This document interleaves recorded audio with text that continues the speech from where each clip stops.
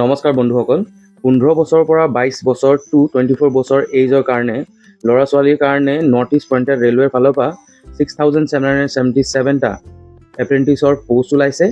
কাটিহাৰৰ আৰু তিনধাৰিয়াৰ কাৰণে 1103 আছে, আলিপুৰদুৱাৰৰ কাৰণে 651, ৰঙিয়াৰ কাৰণে 750, লামডিঙৰ কাৰণে 1274টা পোষ্ট, তিনিচুকীয়াৰ কাৰণে 860, নিউ বঙাইগাঁও ৱৰ্কশ্বপৰ কাৰণে 881, ডিব্ৰুগড়ৰ কাৰণে 763 আৰু হেডকোৱাৰ্টাৰ মালিগাঁৱৰ কাৰণে 495টা পোষ্ট আছে, স্লট আছে এপ্ৰেণ্টিছৰ কাৰণে।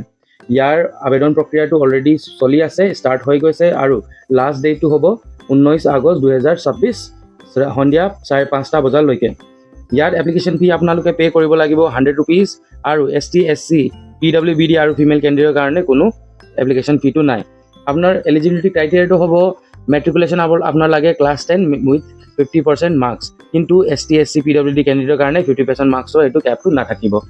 ITI is in relevant trade from NCVT বা SCVT। আপোনাৰ ITI যদি আপোনাৰ এনেকুৱা পষ্টৰ কাৰণে আপুনি এপ্লাই কৰিছে য'ত ITIৰ প্ৰয়োজন হয়, তেতিয়া আপোনাৰ ITIৰ চাৰ্টিফিকেটটো হ'ব লাগিব। এই এপ্ৰেণ্টিছৰ প্ৰগ্ৰামত আপোনাক ট্ৰেইনিং প্ৰভাইড কৰা হ'ব Electricals, mechanical, engineering, SNT, personal, medical আৰু একাউণ্টছ বা ষ্ট'ৰ্ছৰ কাৰণে। ইয়াৰ ষ্টাইপেণ্ডটো আপুনি ষ্টাৰ্টিঙত পাব 9600 ৰুপিজ। ইয়াৰ চিলেকশ্যনৰ প্ৰক্ৰিয়াটো হৈছে আপোনাৰ মেৰিট লিষ্ট, আপোনাৰ যি মাৰ্কশ্বিট আছে মেট্ৰিকুলেশ্যন বা ITIৰ সেইটো প্ৰথমতে কনচাল্ট কৰা হ'ব, তাৰপিছত ডকুমেণ্ট ভেৰিফিকেশ্যন হ'ব, আকৌ মেডিকেল ফিটনেছ চেক হ'ব, তাৰপিছত আপোনাৰ প্লেচমেণ্টটো আপুনি পাব এই এপ্ৰেণ্টিছৰ কাৰণে।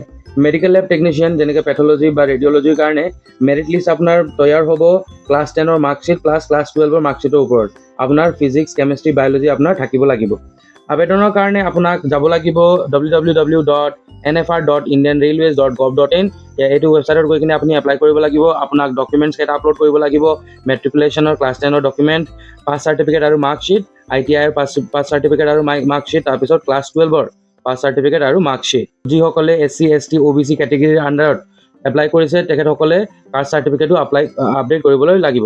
আই হোপ এই ভিডিঅ'টো আপোনাৰ কাৰণে হেল্পফুল আছিলে। ইফ নট, আপোনাৰ নলেজত এনেকুৱা লাগে যে কোনোবা এজনক এই ভিডিঅ'টোৰ প্ৰয়োজনটো আছে, তেখেতক কাইণ্ডলি ফৰৱাৰ্ড কৰি দিব ভিডিঅ'টো। এনেধৰণৰ আপডেটছ টাইমলি পাই থাকিবলৈ কাৰণে চেনেলটো ছাবস্ক্ৰাইব কৰিব। থেংক ইউ ফৰ ৱাচিং। জয় আই অসম।